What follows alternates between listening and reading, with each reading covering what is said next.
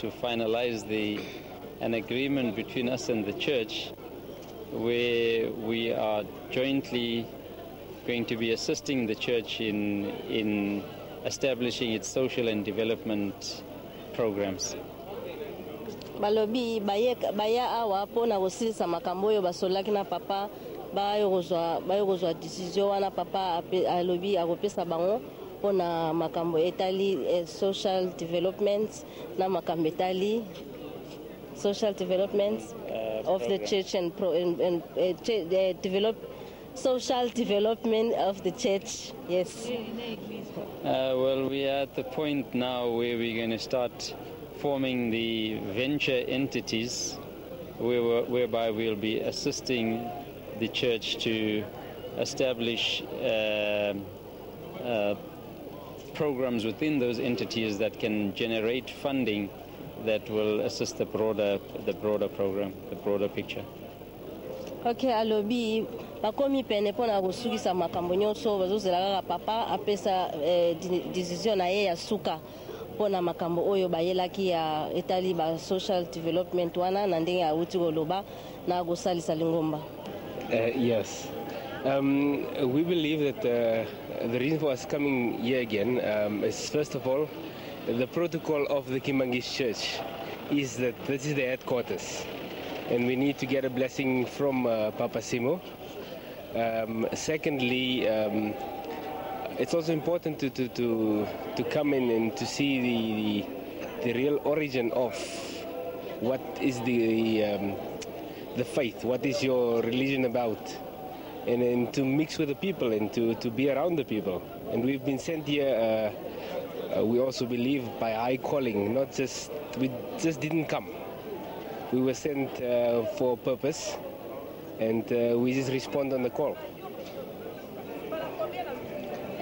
Papa Ralph Yami Bale alobi boye bango baza babiangami ya Papa Simo Kimbangu soki ezalaki ko bengama na bango te balingi baya awa te po bango baza baponami nde bazo continue ko ya awa bayo kosala baza na posa basalisa lingomba na ndenge lisusu bakimbangisti bazalaka ezopesa bango lisusu makasi na ezo encourager bango ba continuer kozala na kati ya bakimbangisti. C'est un tel culte le 8 juillet il y a exactement 3 ans, j'étais ici pour la première fois et donc je ressens exactement la même chose, c'est-à-dire une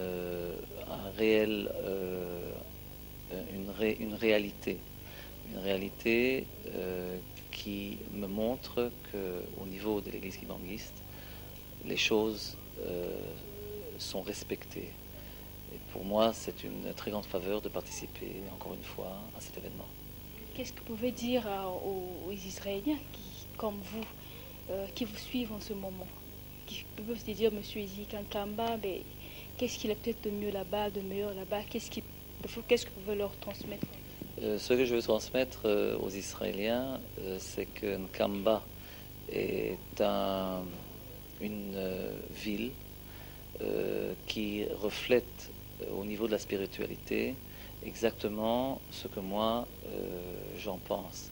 C'est-à-dire que Nkamba représente, je crois, pour le Congo, un symbole. Non seulement un symbole de libération, mais également un symbole de libération spirituelle. C'est ça ce que je voulais dire. Qu'est-ce que vous pouvez dire en dernière analyse à toute la communauté kimbangiste qui vous suit particulièrement? Alors je lui souhaite une bonne fête pour aujourd'hui et j'espère qu'à l'avenir nous nous rencontrerons encore une fois et de nombreuses fois parce que nous avons le désir, comme je vous l'ai dit la fois passée, de renforcer les relations entre l'église kimbangiste et mon peuple, le peuple juif en Israël. Was in the center of your meeting with the spiritual leader? We are trying, as Mr. Patrick explained to you, we're trying to establish a small business here and trying to help the community as well. Nous essayons d'établir une petite entreprise ici pour aider la communauté kimbangwise ainsi que la communauté congolaise. And the spiritual leader gave us his full support. Le chef spirituel nous a donné vraiment son soutien. And We appreciate it. Et puis nous apprécions beaucoup ce qu'il a fait. And we hope we can deliver good things to the people of Congo. Et nous espérons délivrer ce que nous avons promis de faire. When you roll a drum, quand vous tournez le tam-tam, and the drum is empty, et qu'à l'intérieur c'est vide, it will make a lot of noise. Ça fera beaucoup de bruit. But when the drum is full, mais quand c'est fermé, you don't hear it. tu n'entends pas ça. So you only see things in action. Donc vous allez voir les choses qui vont se passer dans les actions. Again, maybe a couple of years time, and you will see the result what we done. Merci beaucoup. Je crois avoir le même interview dans les années qui viennent. Et là, je vous dirai ce que nous avons déjà réalisé. Merci beaucoup. Marianne Torneberg, je viens de Paris et je suis la coordinatrice de l'association Jeunes et Enfants du Monde. Et madame? Et alors moi, c'est Dorothée, je suis française et je viens également de Paris et je suis également coordinatrice de l'association Jeunes et Enfants du Monde. Mais comment se fait-il que vous vous retrouviez ici à Nkamba? Eh bien, le hasard ou autre chose, comme on dit ici, nous a conduits ici alors que nous nous rendions vers le village de Zimba où se trouve l'orphelinat de Maman Kinzembo, le centre Semaki, où se trouvent 158 enfants qui ont besoin de nous. Et l'objectif, c'est quoi en fait? Ici à Nkamba? Oui, à Zimba plutôt. À Zimba, d'obtenir des fonds, de faire parler de ces enfants, de faire parler de ce centre pour qu'ils puissent manger tous les jours. Et comment a été le contact avec Le contact avec une liste pour que vous sachiez qu'à Zimba, il y a au moins plus de 150 enfants qui sont là-bas et qu'il faut s'en occuper. Nous, on a rencontré l'association à Paris, puisqu'en fait, elle est basée à Paris par un kimbanguiste qui nous a invités justement à passer par Nkamba en allant vers Zimba. Donc, on a été reçus ici. Effectivement, moi, je trouve que c'est magnifique, c'est grand, c'est spacieux, c'est très beau. Je regrette pas du tout d'être venue et j'espère que j'aurai l'occasion de revenir peut-être l'année prochaine ou dans plusieurs années parce que vraiment... Et comment est-ce que vous trouvez l'ambiance ici avec plus de 200 fidèles kimbanguistes qui ont quitté aussi Paris pour venir ici fêter ensemble avec le peuple kimbanguiste ici de Nkamba, en brousse, il faut que je dise. Écoute, c'est vrai que l'ambiance est vraiment particulière. En fait, ce qui choque, ce qu'on voit en premier, c'est surtout le calme, la sérénité qui règne ici. Tout est silencieux, tout est calme. Seulement, le seul bruit qu'on a, c'est quand il y a la fête ou la fanfare. Et vraiment, c'est très particulier. Et surtout pour nous qui connaissons pas, c'est quelque chose de vraiment particulier qu'on peut pas vraiment expliquer. En tout cas, qui est agréable comme tout. Et qui fait que vraiment, moi, je suis ravie d'avoir passé quelques jours ici parmi les kimbanguistes, de toutes ces délégations, de tous ces pays étrangers, etc. Vraiment. Vous avez fait au moins 3 ou 2 entretiens avec le chef spirituel. Comment vous l'avez trouvé? Impressionnant, très impressionnant. Je trouve qu'il a un regard très puissant. Voilà, il dégage quelque chose de très fort. Et toi, Dorothée?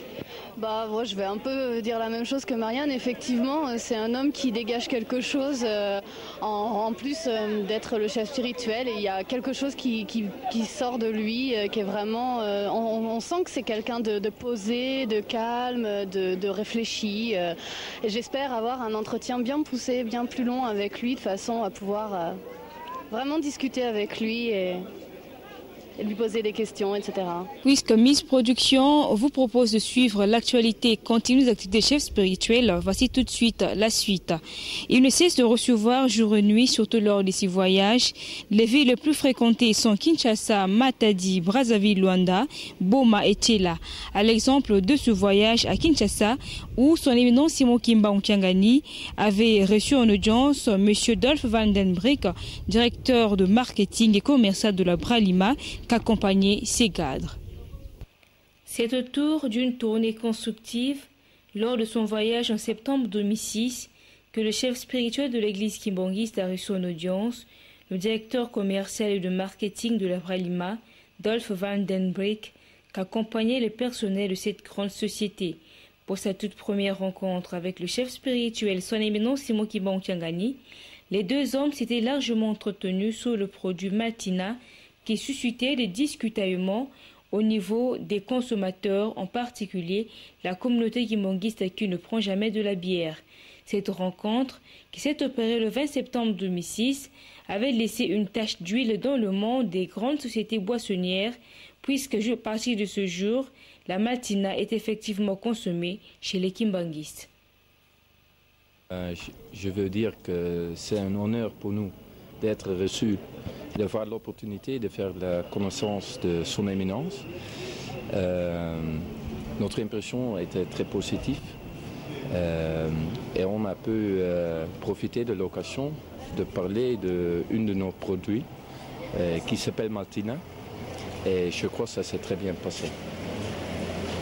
Alors, mais ce produit-là, c'est un produit qui a créé un peu de problèmes. Vous avez eu quand même des éclaircissements auprès de Son Éminence parce que vos explications devraient aussi le convaincre. Est-ce que vous avez trouvé qu'il a compris, il avait une oreille attentive à vos préoccupations là? Absolument. J'ai amené toute une équipe de spécialistes. Je ne suis pas arrivé ici seul. Et entre autres, on a amené le chef fabrication qui peut expliquer tous les détails mieux que moi. Et moi, je suis convaincu qu'on est arrivé à vraiment convaincre Son Éminence que dans la Maltina, il n'y a pas d'alcool du tout. C'est même un produit qui est bon pour la santé, qui est enrichi avec les vitamines et les minéraux, qui est très, très bon à donner à les enfants, mais même les adultes. Alors pour nous, à part du fait que c'est un grand honneur, c'est aussi une grande réussite de voir arriver à éclairer le problème qu'on a eu là. Affirmatif, je dois le dire, Maltina n'a pas un grain d'alcool, absolument rien. Maltina est un produit sucré dans lequel on a ajouté des vitamines. C'est un produit nutritif.